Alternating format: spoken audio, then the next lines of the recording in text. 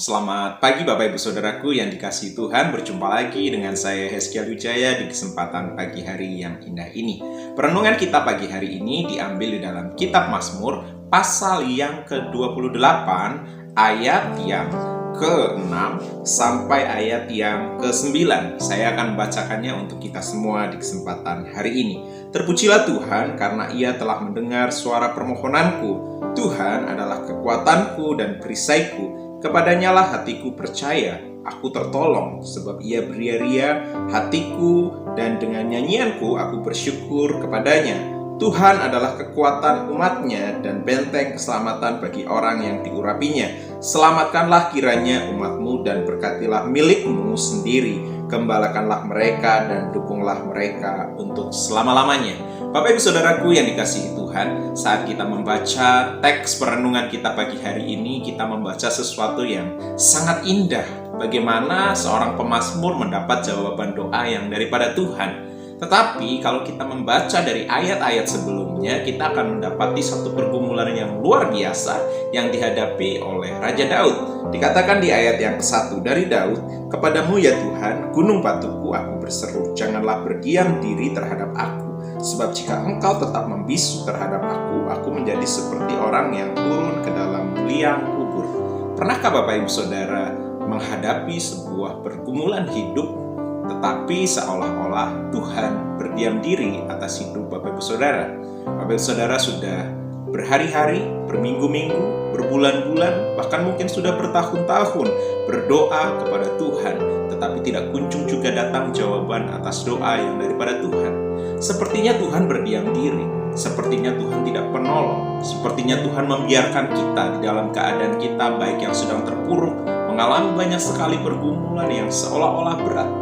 Bapak Ibu Saudaraku yang dikasihi Tuhan, pemazmur Daud adalah pribadi yang sangat intim dan dekat dengan Tuhan. Bisa dibilang Tuhanlah sandaran atas hidupnya. Tuhan satu-satunya tempat untuk dia mengadu. Tuhan satu-satunya pribadi yang bisa dia andalkan di dalam segala keadaan. Tapi sayangnya, di titik ini, Tuhan sepertinya berdiam diri dan membiarkan Daud di dalam persoalan dan pergumulannya. Daud merasakan sesuatu beban yang sangat berat. Kita yakin dan percaya kalau Bapak Ibu Saudara pernah mengalami bagaimana rasanya didiamkan oleh orang-orang yang Bapak Ibu Saudara sangat kasihi. Bagaimana saat Bapak Ibu Saudara datang kepada orang yang bisa diandalkan, mungkin orang tua, saudara, sanak famili, kenalan, atau orang-orang yang bisa diandalkan ketika Bapak Ibu Saudara membutuhkan pertolongan dan mereka langsung menolong Bapak Ibu Saudara. Tetapi di satu titik, ketika Bapak Ibu Saudara sedang terjepit di dalam sebuah persoalan di mana sepertinya orang-orang yang tadi bisa diandalkan, tiba-tiba mereka meninggalkan dan membiarkan kita begitu saja. Perasaan apa yang kita rasakan? Perasaan apa yang kita alami? Tentu ada rasa kecewa, rasa jengkel, ingin marah, emosi, dan lain sebagainya. Atau mungkin justru kita juga akan meninggalkan dia. Wah, kenapa dia tidak menolong saya, dan banyak hal yang lain yang akan mungkin kita ungkapkan.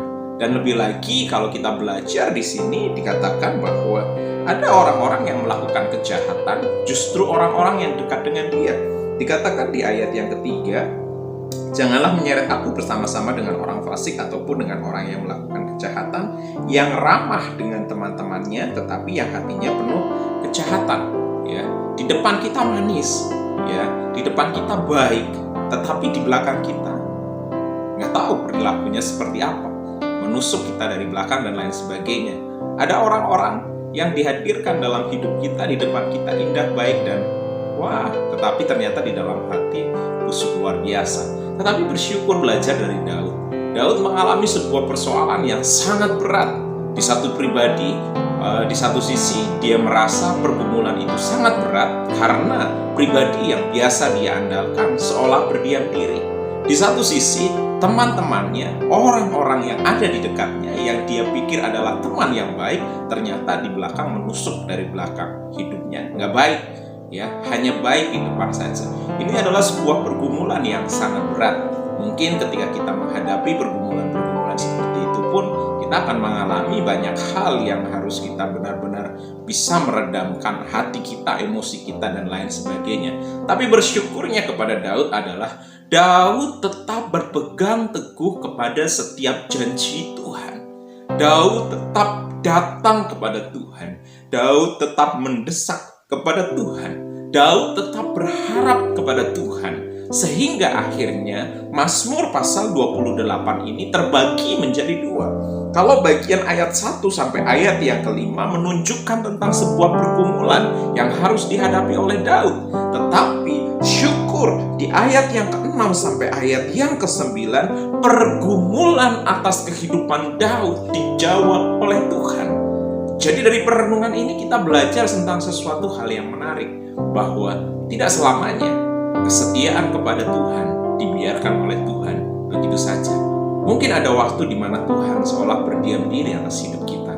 Tapi kita yakin dan percaya, mungkin itulah cara Tuhan untuk memproses kita.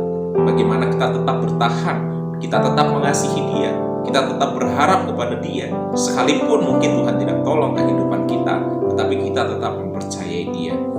Kita meyakini melalui perenungan-perenungan, kebenaran demi kebenaran, persekutuan demi persekutuan bersama dengan Tuhan, itulah yang memampukan kita untuk mempercayai bahwa kasih setia Tuhan tidak pernah terlambat. Kasih setia Tuhan tidak pernah berhenti. Kasih setia Tuhan akan selalu mengalir di dalam kehidupan orang yang mempercayai hidupnya kepada Tuhan. Orang yang mempercayakan penuh atas seluruh keberadaan hidupnya kepada Tuhan akan selalu mendapat jawaban, sehingga akhirnya kita akan berkata seperti Daud berkata, "Terpujilah Tuhan karena Ia telah mendengar suara permohonanku. Tuhan adalah kekuatanku dan perisaiku, kepadanya hatiku percaya. Aku tertolong sebab Ia beria-ria hatiku, dan dengan nyanyianku aku bersyukur kepada-Nya. Tuhan adalah kekuatan umat-Nya dan benteng keselamatan bagi orang yang diurapinya." Mungkin Bapak Ibu Saudara sedang bergumul dengan Tuhan. Sudah sekian lama Bapak Ibu Saudara belum mendapatkan jawaban apapun dari Tuhan. Sudah sekian lama Bapak Ibu Saudara sedemikian rupa bergumul, tetapi belum mendapat jawaban-jawaban dari Tuhan. Tetaplah tekun, tetaplah setia, karena kita yakin dan percaya Allah yang kita sembah, Allah yang kita layani, Allah yang kita ikuti, Allah yang kita harapkan di dalam hidup kita adalah Allah yang setia. Dia tidak akan pernah meninggalkan kita. Dia tidak akan pernah berlama-lama atas setiap janjinya. Janjinya iya dan amin, tepat pada waktunya Tuhan. Sebab itu tetaplah berharap dan bersandar kepada Tuhan. Sebab Tuhan Allah kita adalah Tuhan yang setia dan dapat dipercaya. Tuhan Yesus memberkati kita semua. Kita berdoa untuk renungan firman Tuhan pagi hari ini. Bapa di dalam surga, kami bersyukur untuk firman yang boleh kami renungkan bersama di kesempatan pagi hari ini. Belajar dari anakmu Daud, Tuhan. Dia selalu berharap kepada Tuhan, sekalipun Tuhan seolah-olah berdiam diri atas hidupnya, tetapi dia tetap menantikan Tuhan. Dia tetap percaya kepada Tuhan bahwa pada waktunya pasti Tuhan akan menolong, menopang, bahkan memampukan dia untuk dia menikmati segala jawaban doa atas seruannya di hadapan Tuhan. Begitu juga atas hidup kami. Jika kami hari-hari ini sedang mengalami pergumulan Tuhan, ada yang mengalami lemah iman, ada yang mengalami hal-hal persoalan-persoalan dalam hidup, tapi kami juga mendapat kunjung jawabannya daripada Tuhan. Mampukan kami untuk kami tetap percaya dan mengandalkan Tuhan, sebab kami yakin dan percaya Tuhan beserta dengan kami.